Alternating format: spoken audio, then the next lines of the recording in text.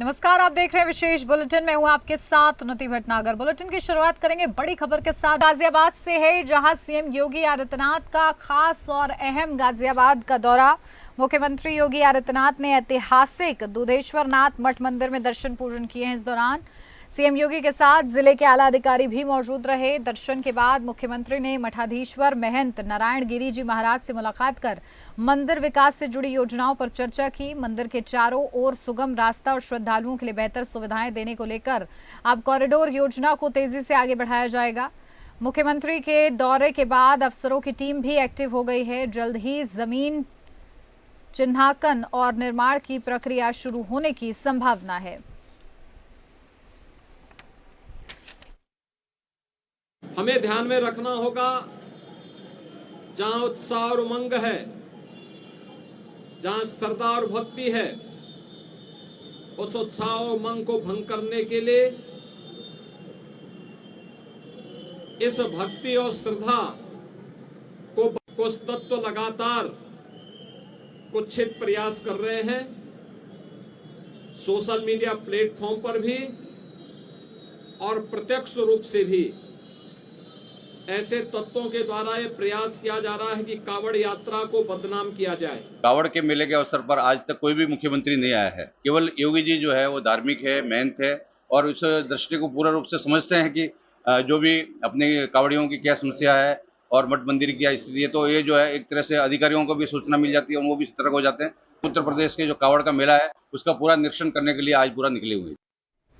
और अब दिल्ली से खबर है, जहां सीएम योगी आदित्यनाथ ने मुलाकात की है प्रधानमंत्री नरेंद्र मोदी से, गृहमंत्री अमित शाह से और जेपी नड्डा से भी उन्होंने मुलाकात की है। इस मुलाकात में कई मुद्दों पर बात हुई है, जिनमें यूपी बीजेपी अध्यक्ष के चुनाव पर भी चर्चा शामिल थी। साथ ही प्रधानमंत्री नरेंद्र मोदी के अगस्त में वाराणसी दौरे से जुड़े कार्यक्रमों पर भी बातचीत हुई है। मुख्यमंत्री योगी आदित्यनाथ का दिल्ली दौरा एक शिष्टाचार भेंट बताया गया है, लेकिन माना जा रहा है कि इसके पीछे एक बड़ा राजनीतिक मकसद था। कुछ समय से खबरें चल रही थी कि सीएम योगी की मुख्यमंत्री की कुर्सी खतरे में है और ऐसे में मुख्यमंत्री योगी आदित्यनाथ का ये दिल्ली दौरा उनकी राजनीतिक ताकत और पकड़ को दिखाने के रूप में देखा जा रहा है। कुछ लोगों का मानना है कि हाल में ही डिप्टी सीएम केशव प्रसाद मौर्य और अमित शाह के बीच हुई मुलाकात के जवाब में किया गया है। उस मुलाकात में आगामी विधानसभा चुनाव को लेकर चर्चा हुई थी। इसके बाद से यूपी में नेतृत्व बदलने की अटकलें तेज हो गई है।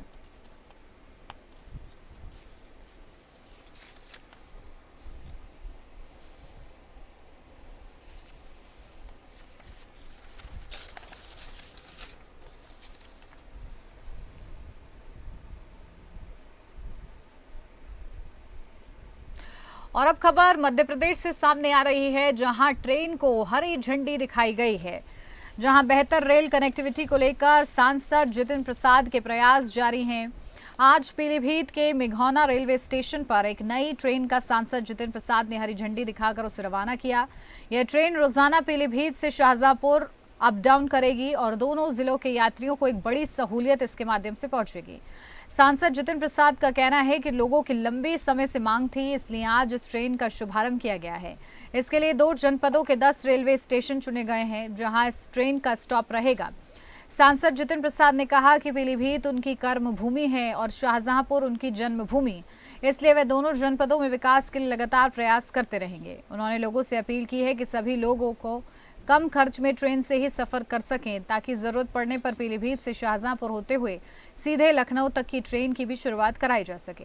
कार्यक्रम के दौरान रेलवे की डीआरएम वीणा सिन्हा, बीसलपुर विधायक विवेक वर्मा समेत बीजेपी कार्यकर्ता और जीआरपी आरपीएफ भी मौजूद रहे हैं।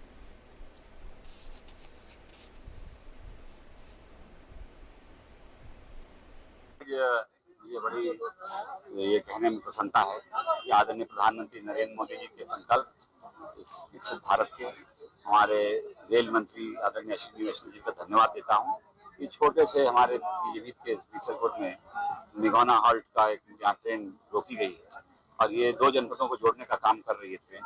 और जगह जगह ये जहाँ कभी नहीं रुकती थी वहाँ ये 10 हॉल्ट के लिए उन्होंने स्वीकृत किए हैं, पीलीभीत और शाहजहांपुर के लिए।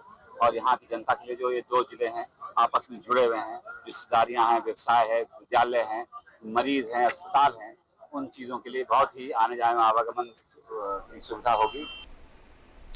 और अब खबर महोबा से सामने आ रही है, जहां पर एसडीएम सक्रिय होते हुए नजर आए हैं।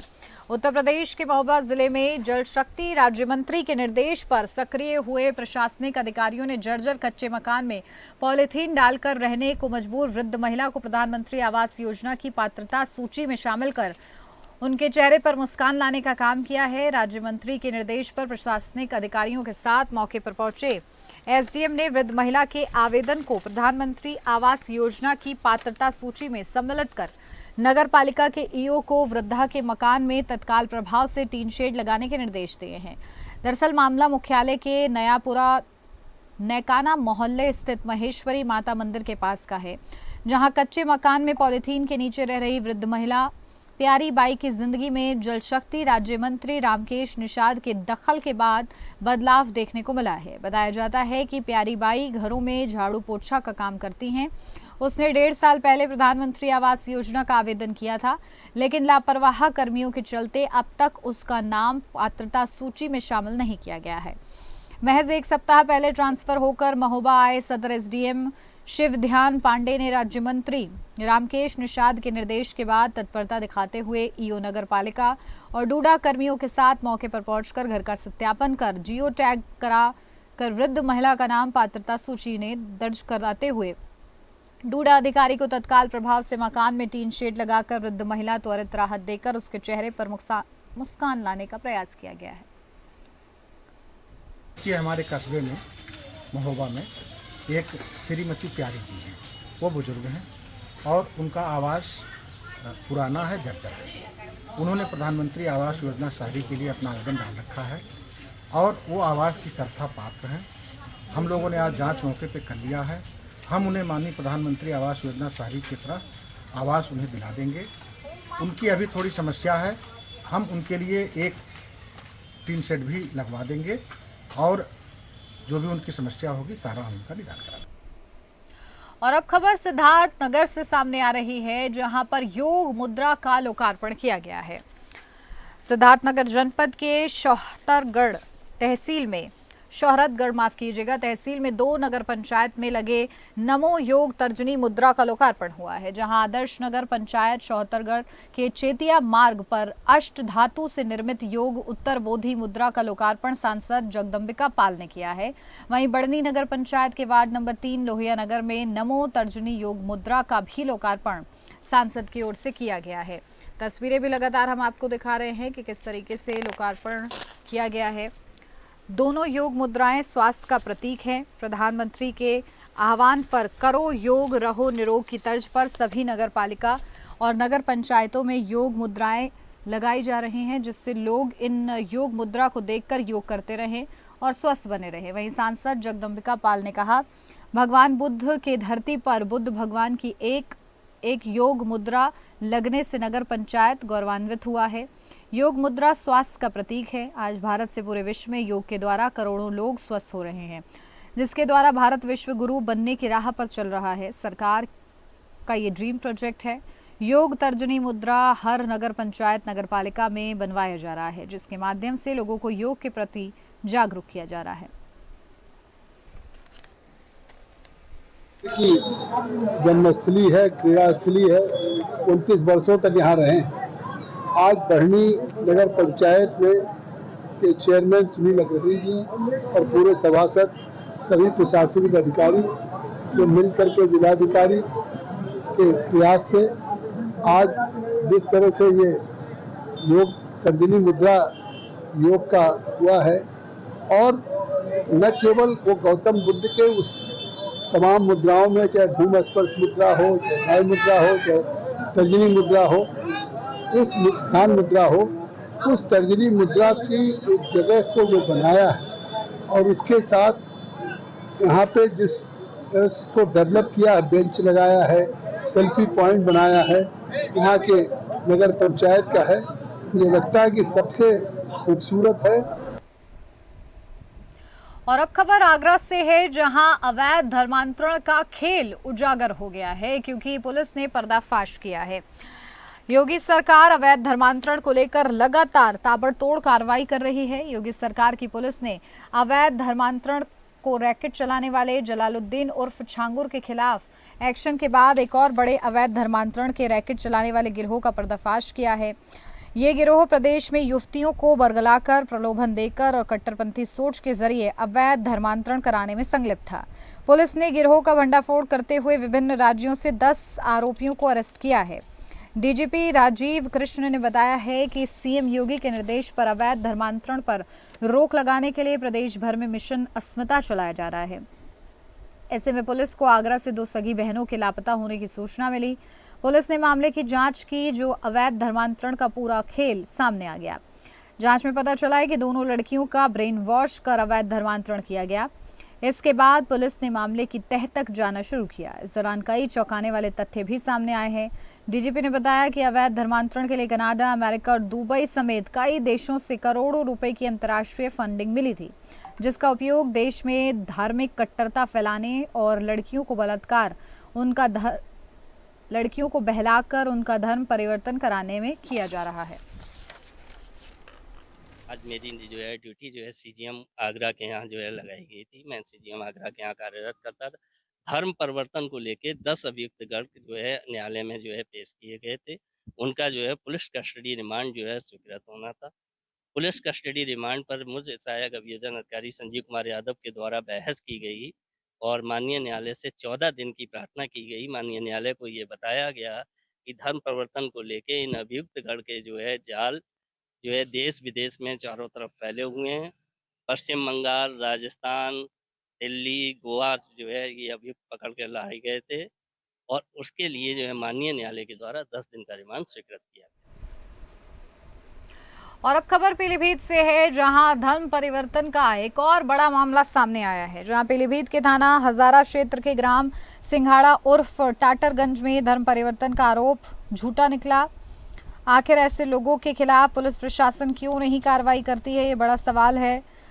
आपको बता दें, सिंघाड़ा उर्फ टाटरगंज की एक महिला ने पुलिस अधीक्षक महोदय को एक शिकायती पत्र दिया था, जिसमें उसने गांव के ही कुछ लोगों पर जबरन उसका व उसके परिवार का धर्मांतरण कराना वो चाहते थे। शिकायती पत्र में महिला ने लिखा था कि वो अपनी नाबालिग लड़की के साथ अपने घर पर थी, तभी गांव के ही सतनाम सिंह, बलवंत सिंह, अर्जुन सिंह, पुत्रगण चरण सिंह अर्जुन ने उनका धर्म परिवर्तन कराया है। तो ये पूरा मामला सामने आया। जमीनी विवाद है ये। उन्हें जमीन का मामला था, उसमें ये धर्म परिवर्तन का आरोप लगा रहे हैं झूठा। ये सब झूठी बातें हैं। ये वरदान है, वरदान ने कहा कि कब्जा नहीं होने देंगे और कब्जा ना होने की वजह से उन्होंने जो धर्म परिवर्तन का नाम देके उसे फंसा दिया गया।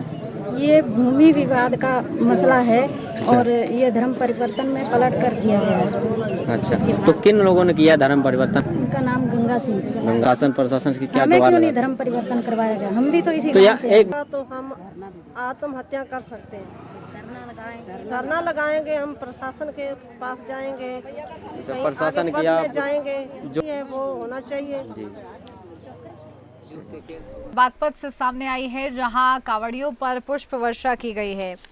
बागपत में कावड़ यात्रा मार्ग पर कावड़ियों पर हेलीकॉप्टर द्वारा पुष्प वर्षा की गई। सीएम योगी के निर्देश पर डीएम ने हेलीकॉप्टर से कावड़ियों पर पुष्प वर्षा की है। डीएम ने कावड़ यात्रा मार्ग का हवाई सर्वेक्षण करते हुए और सुरक्षा व्यवस्था का जायजा लिया है। परशुरामेश्वर महादेव मंदिर पर श्रावण मास की महाशिवरात्रि पर प्रसिद्ध एवं ऐतिहासिक मेला लगाया जाता है, जिसमें काफी संख्या में शिव श्रद्धालु कावड़िए हरिद्वार एवं विभिन्न स्थानों से पैदल पवित्र गंगा जल लेकर शिवलिंग पर जलाभिषेक करते हैं।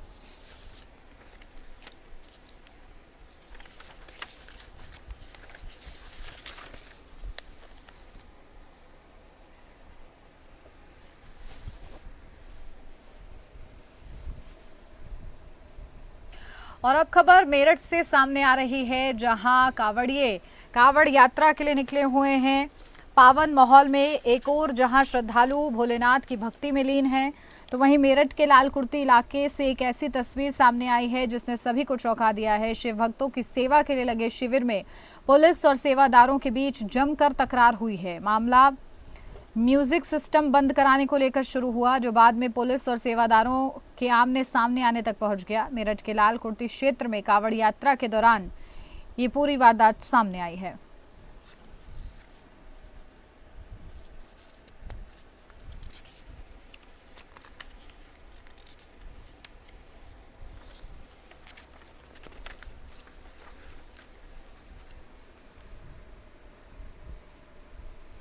और अब खबर अमरोहा से सामने आ रही है, जहां पर एक बड़े ही महत्वपूर्ण तस्वीर सामने आई, जहां यूपी के अमरोहा में सड़कों पर कांवड़िए ही कांवड़िए नजर आ रहे हैं।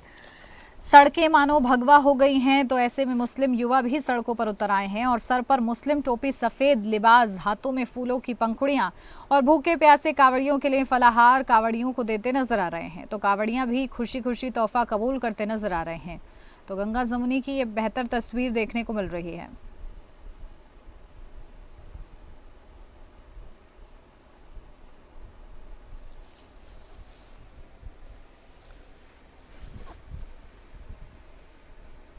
और अब खबर रामपुर से सामने आ रही है, जहां एक ऐतिहासिक पहल देखने को मिली है, जहां सावन माह में भक्त अपने इष्ट भगवान शिव में आस्था प्रकट करते हुए कावड़ लाने जाते हैं और वापस आकर शिवलिंग का जलाभिषेक करते हैं। रामपुर में एक ऐसा शिव मंदिर भी है जो 200 साल से एकता और भाईचारे की अनोखी मिसाल को अपने प्रांगण में समेटे हुए है। इस भव्य मंदिर को ऐतिहासिक शिव मंदिर भमरोआ के नाम से भी जाना जाता है। उत्तर प्रदेश का जनपद रामपुर वर्ष 1974 में एक मुस्लिम रियासत के रूप में स्थापित हुआ था, जहां के पहले शासक नवाब फैजुल्ला खान थे। हमेशा से ही नवाब रामपुर ही नहीं, आसपास के इलाकों में भी धार्मिक सौहार्द को कायम रखने के पक्ष में रहते थे।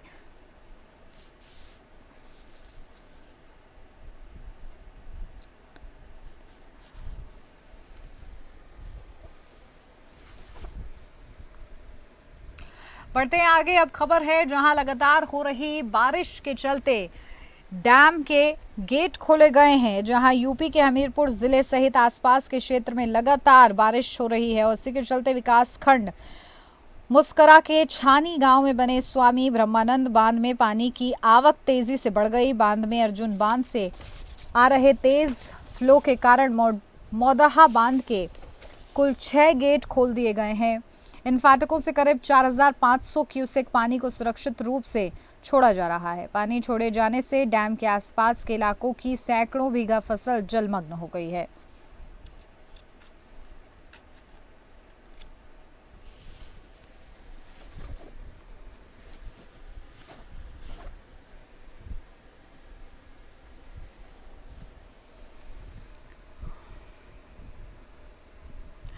और अब खबर ललितपुर से सामने आ रही है, जहां प्रशासन के दावे खोखले नजर आ रहे हैं।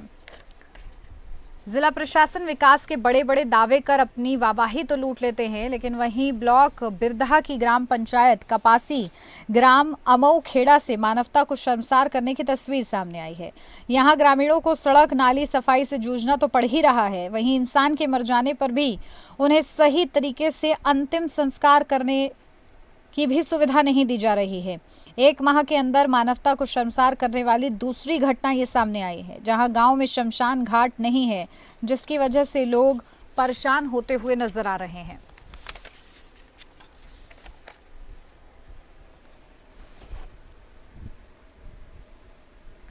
पीलीभीत से अब खबर है, जहां बाघ और तेंदुए का आतंक देखने को मिल रहा है।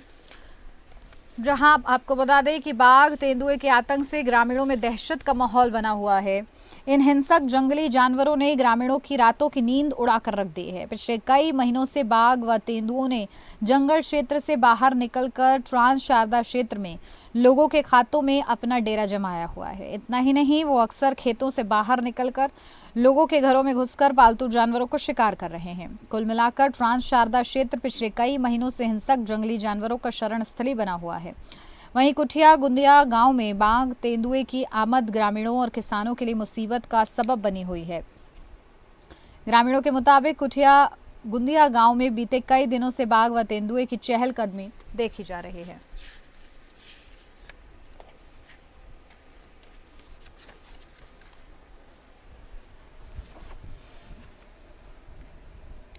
ललितपुर से अब खबर है, जहां पर पुलिस ने विशेष चेकिंग अभियान चलाया है और इस अभियान के दौरान पुलिस को बड़ी सफलता भी मिली है, जहां पुलिस ने जिले भर में अपराधियों की धरपकड़ के लिए अभियान चलाया। मौके से नशा तस्करों को गिरफ्तार भी किया गया। मौके से अवैध गांजा बरामद हुआ। साथ ही पुलिस ने तस्कर से मोटरसाइकिल को हिरासत में लिया है। आरोपी लोधी उम्र करीब 26 वर्ष निवासी ग्राम छपरट थाना मेहरौनी का रहने वाला है।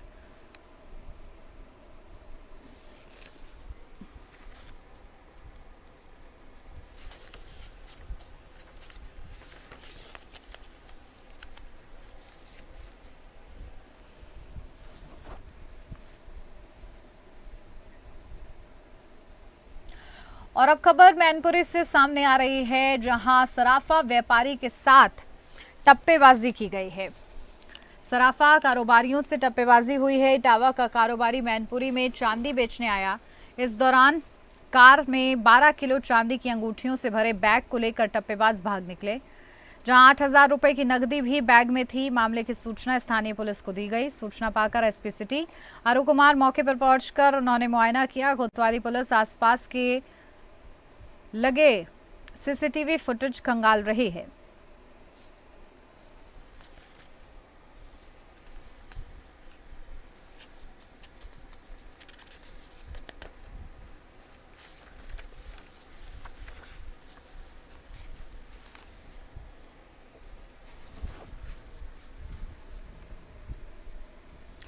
और अब खबर महोबा से सामने आ रही है, जहां 2 सगे भाइयों को सांप ने डसा है।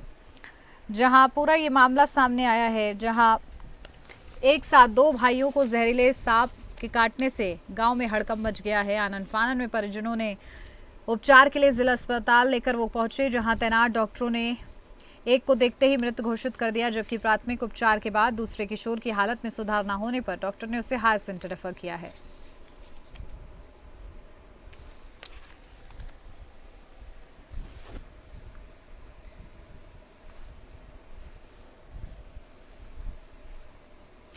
मैनपुरी से अगली खबर सामने आ रही है, जहां खेलते खेलते अचानक एक लड़की गायब हो जाती है।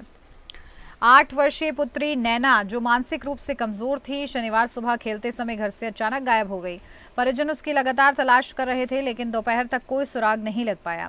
थाना करहल क्षेत्र के ही पास स्थित गांव सिमरऊ में एक बम्बा में बच्ची का शव तैरता हुआ मिला। ग्रामीणों ने शव देखकर पुलिस को सूचना दी। पुलिस मौके पर पहुंची और शव को कब्जे में लेकर पोस्टमार्टम के लिए भेज दिया। परिजनों का रो रो कर बुरा हाल है और वो इस पूरे मामले में कार्रवाई की मांग पुलिस से कर रहे हैं।